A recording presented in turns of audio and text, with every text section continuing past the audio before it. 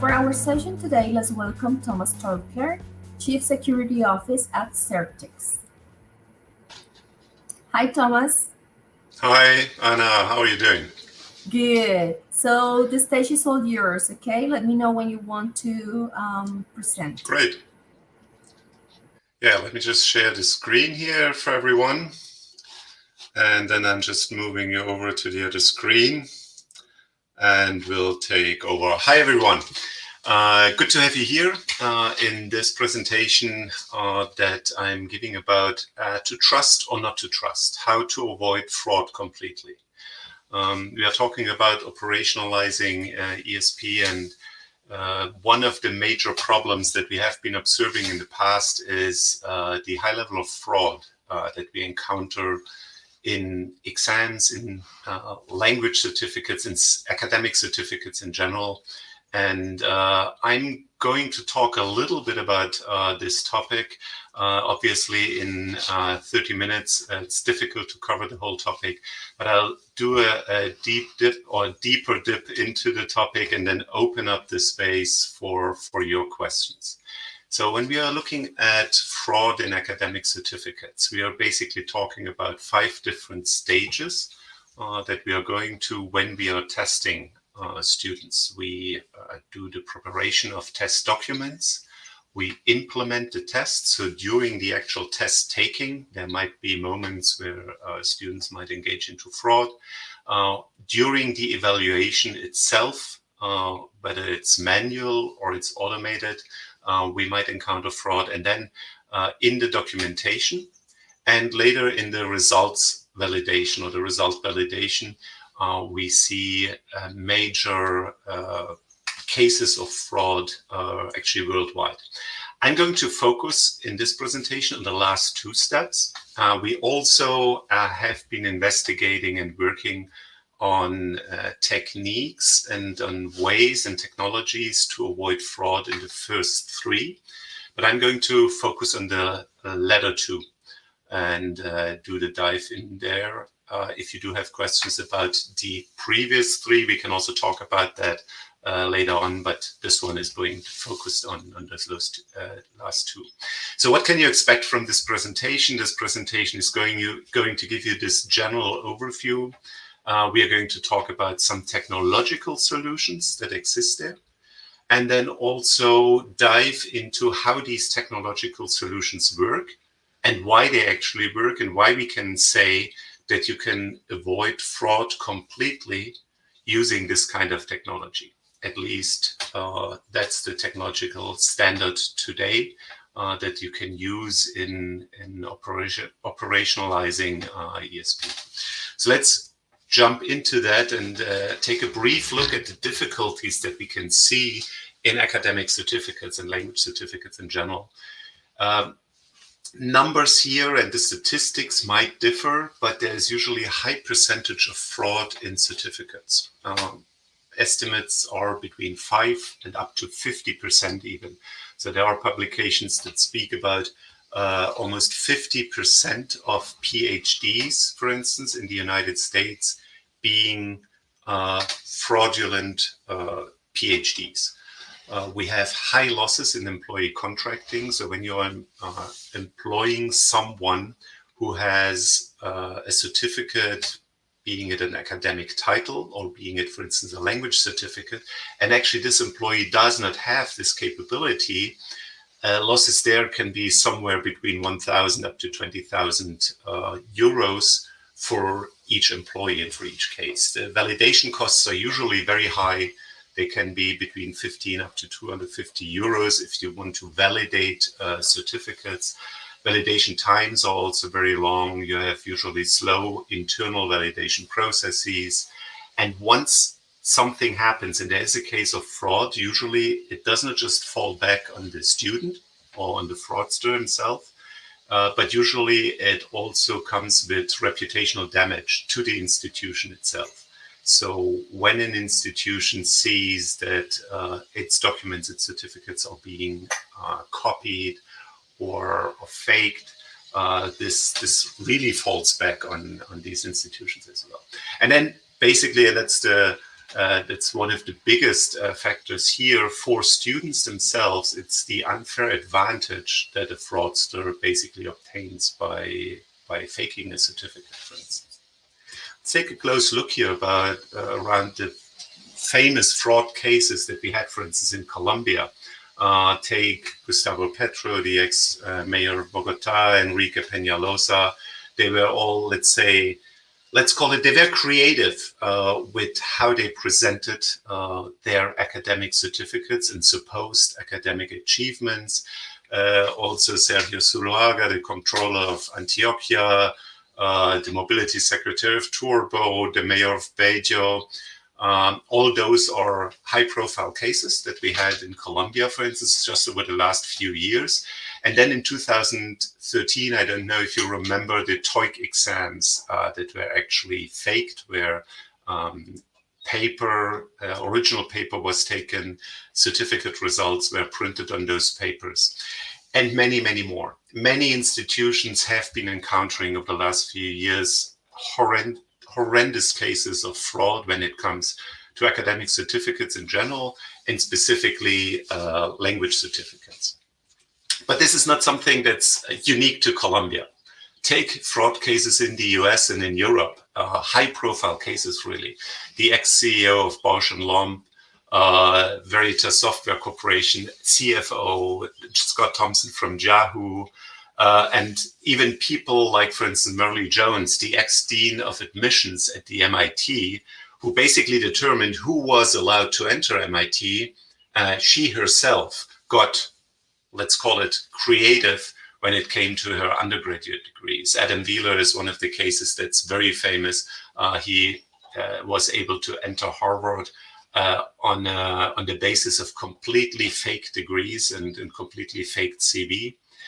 We did have high-profile cases of medical doctors in Germany who never studied medicine and were directors of medical clinics. We had cases of several pilots in Asia who lost their job because it came out that they actually did not have flight certificates, etc., etc.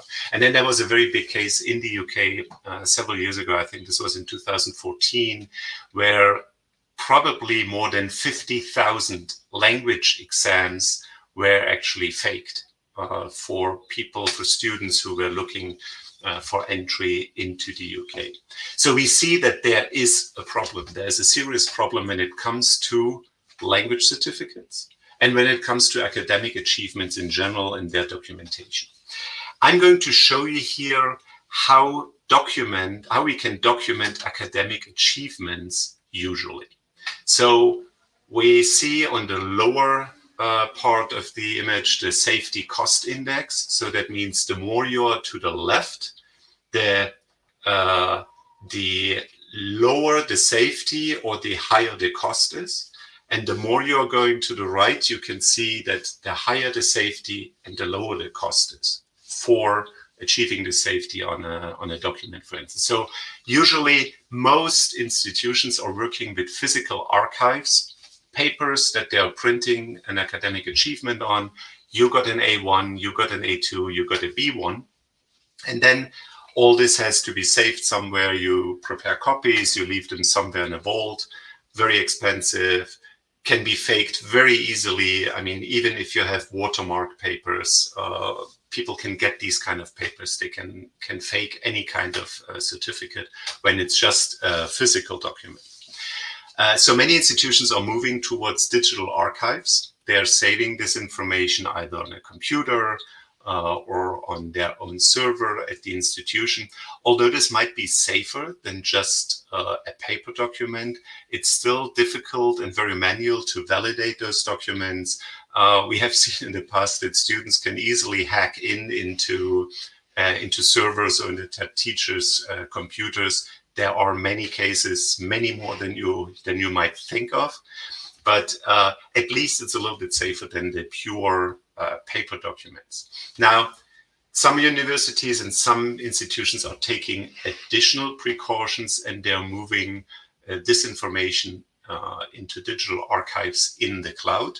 So There they are using a server infrastructure that's provided by major corporations who know how to protect the integrity of the data and of the information that's there, very often with verification mechanisms that allow someone external to verify or to validate whether a certificate is really valid and whether a student really did have or does have this academic achievement.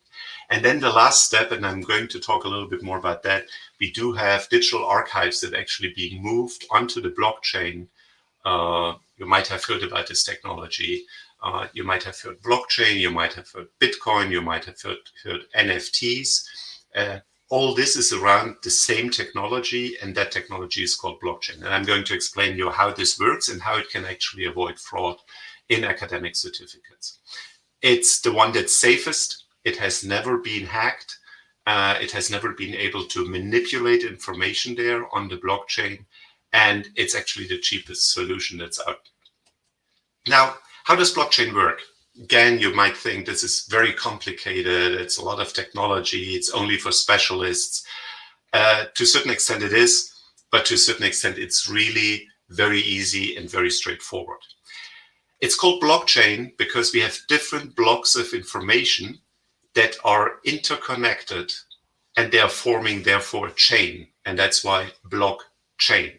What we have here is we have information in those certain blocks, and each one of these blocks is then being encoded in a certain way. So let's take an example here. Let's say we have a text block that contains the information of one of the students, John Doe, for instance. You say that John Doe studied English and actually achieved an A1 level. He got a 4.7 in his course, and you put additional academic information, performance information there into this block. Now, that is being saved on the blockchain. It is the initial block on this blockchain. And what is being done with this information is through a cryptographic method, all this information that's in this blue box down here is being put into or encoded into a specific code. And this has this hash in front of it. That's called the hash. So the hash of this blue box with this information, and as an example here, could be A3H99$R. So that could be the hash for that. Now, if the name would change, if for instance, John Doe would be written just D-O, not D-O-E, or it would be a small d, then the whole code, the whole hash that you would see would change. Now, that's the first box. But how do we build a chain out of that? Well, now you see the second block. Second block is coming there. And there you have another student, or you had another student, Amy Winehouse, let's say. She learned German. She achieved the B1 level, got a 4.1. You put additional information in there. Now, you add something else to this data box about Amy. You add the code, this hash, from the first box. You write it in there as well. And then you create the hash for this box. Okay? And this is happening also with the next text box that you have here. Let's say Angela Merkel, French A2, and she got a 4.3. Again, you put the hash from the previous box or from the previous block in here, and then you also create the hash for that. Why is this safer than other ways of saving information? It is because if you try to change just one piece of information in any of these boxes, you will observe a ripple effect, because if you change, let's say, the result of John Doe to an A2, that would change the hash there, which changes also the hash on the second box, which will also change the hash on the third box. That's something that you can observe, where you can see that, for instance, the hash is changing. But now, how is this going to provide additional information? Well, here comes the second component that is important in blockchain, and I'm going to share with you. And that is that the blockchain, as you might have heard it, is actually not one blockchain. It is basically a shared ledger that when you put in this information into your computer or into this blockchain, it is actually shared over several computers. So each participant in this blockchain, being at a university, being in a language center, etc., has this information, this blockchain on its own computer. So let's just say we add an additional certificate here. If one of those blocks on one of those computers is being hacked, let's just say a student at your institution hacks into the blockchain at your institution, is changing his grade. He or she might be able to change the grade. He or she might even be able to change the hashes and all the encoding of this one blockchain. But as soon as these systems communicate with each other, they will see there's something strange here. All the blockchains are the same. Only in one of these computers or one of these servers, the information is different. And what the overall system will do in that case is it will basically invalidate this blockchain, will invalidate this computer within the network, and will say this is not correct information. So as long as more than 50% of the computers have certain information, all the other faked or manipulated information can be discarded.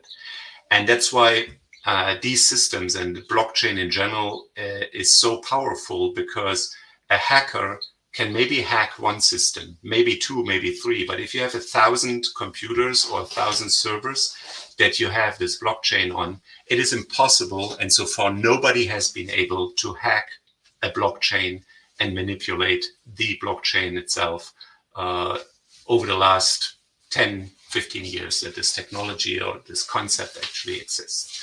So that's why this technology and this way of saving information is so effective.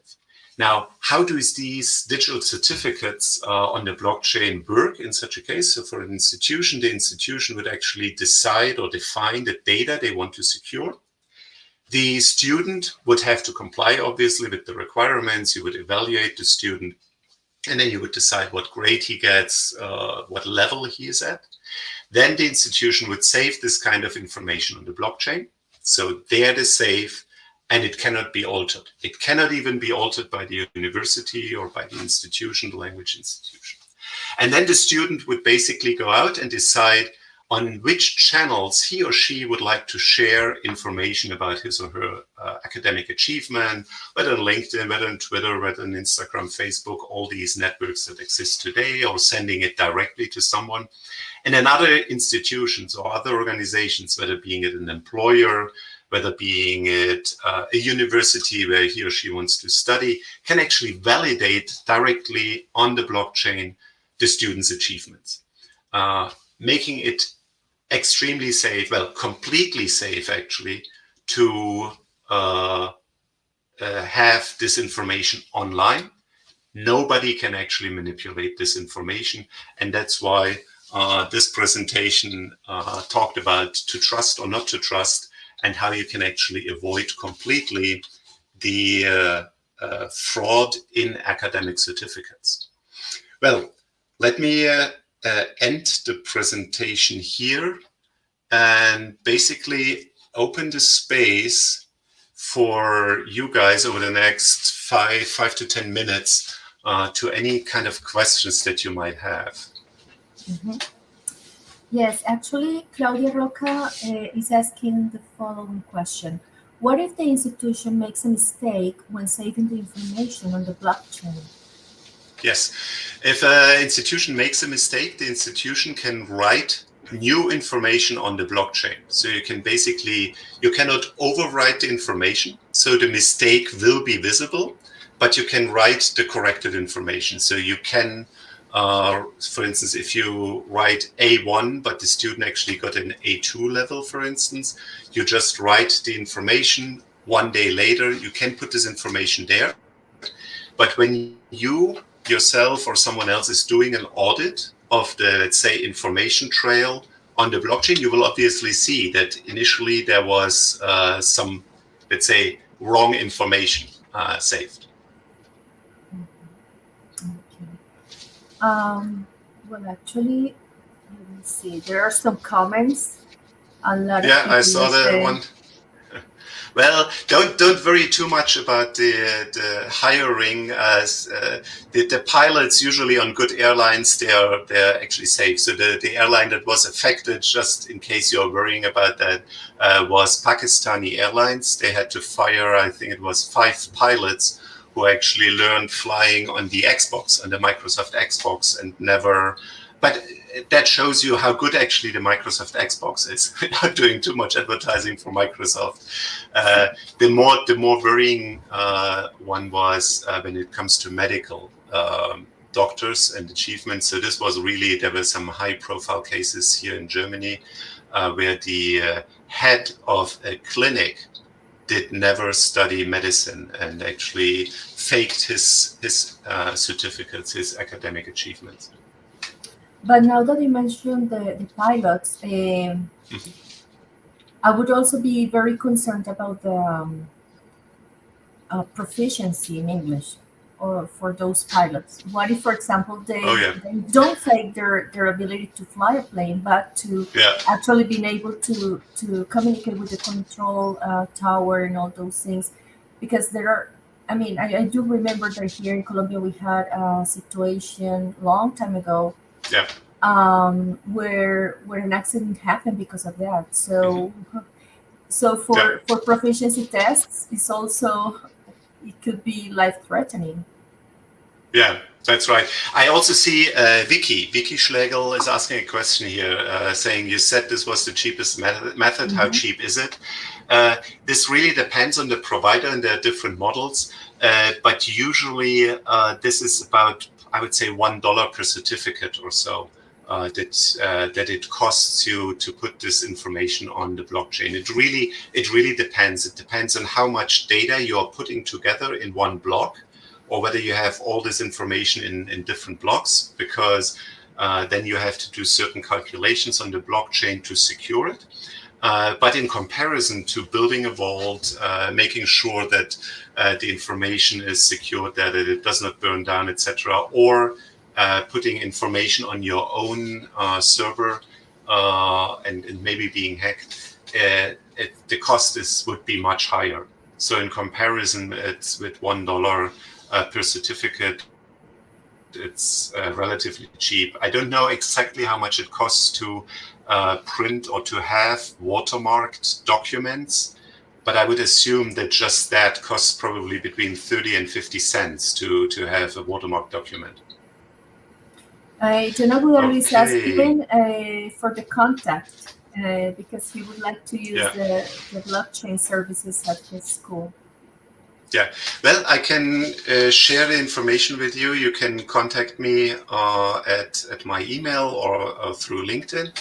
We can talk about it. There are obviously different providers out there. We believe we have a very good solution that is specifically for academic certificates.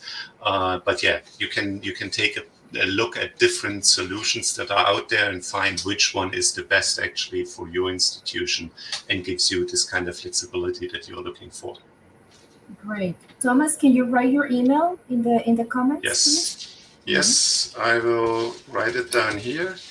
I do have another question. What is the capacity of each block? How much information can be stored in just one block? Let me share first of all, I share the information with you, and I share the company, but also my personal email here. Please feel free to write to either of them. Okay, the capacity of each block is, you can basically put a lot of information there. I'm not aware of any limitation there. What you can, for instance, have is some companies, like for instance Marvel, the ones with, I think they have Wonder Woman and all these comic figures. They are actually securing their original comic strips on the blockchain. So they take huge images with high resolution, and then they're being saved on the blockchain. These days, people are not talking so much about the blockchain, although this is the underlying technology, but you will hear a lot about NFTs. Those are fungible tokens. And especially in the art sphere, this is being used, so you can put art onto the blockchain or using non-fungible tokens. And then you can do transactions with the art, and you can be the, let's say, the proven owner of a certain piece of digital art. Because usually if I take a photo and I upload it here, you could copy it and you could share it with other people.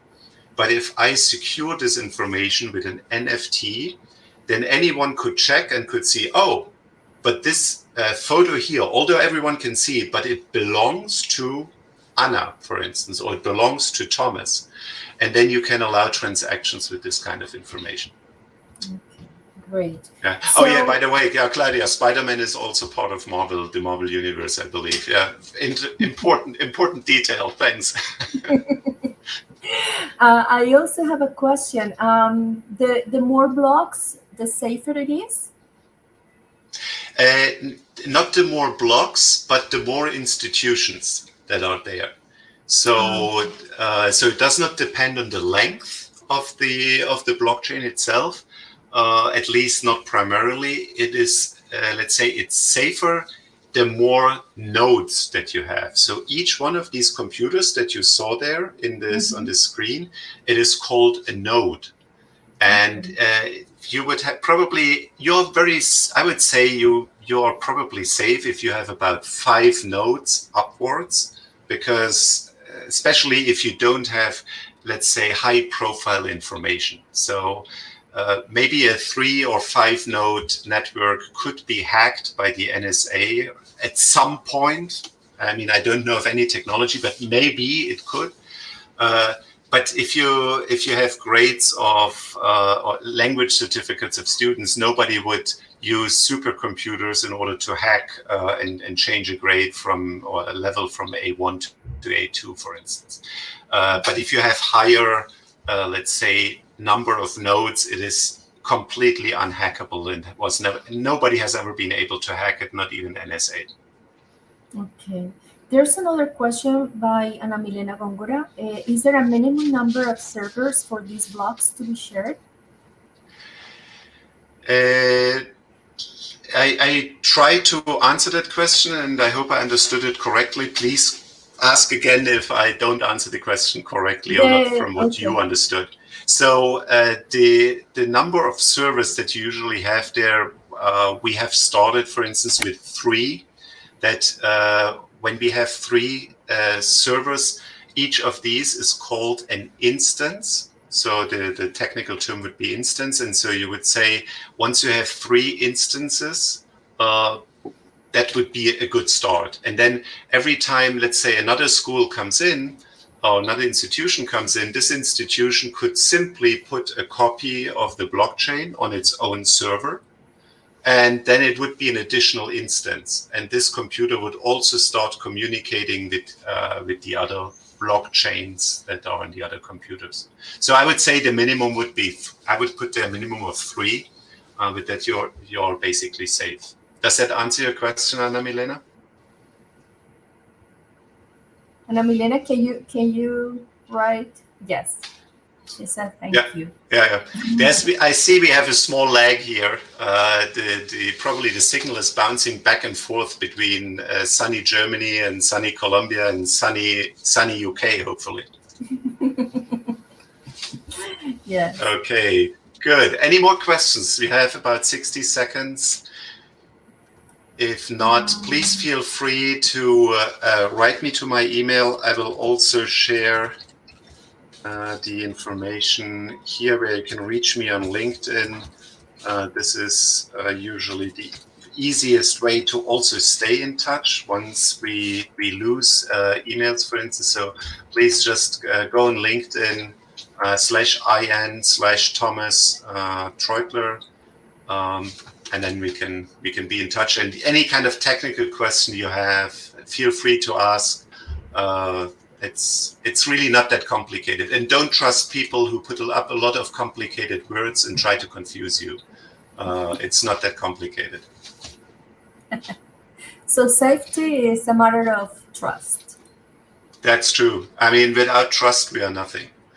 And I really do believe that if we are able to build more trust in what we are doing and trust into the results of our students, this will be actually very helpful. It helps our students because they can really be sure that their achievements are being valued by others, and that no one else is taking advantage of them. And at the same time, we can take care of the reputation also of our institutions.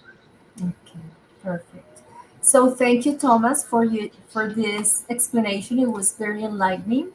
Now, everybody, please, it's time to join the main stage for our last plenary, the closing ceremony, and the nerve working activity. Okay, so see you in a while. Okay, thank you. Bye-bye. Have a good weekend.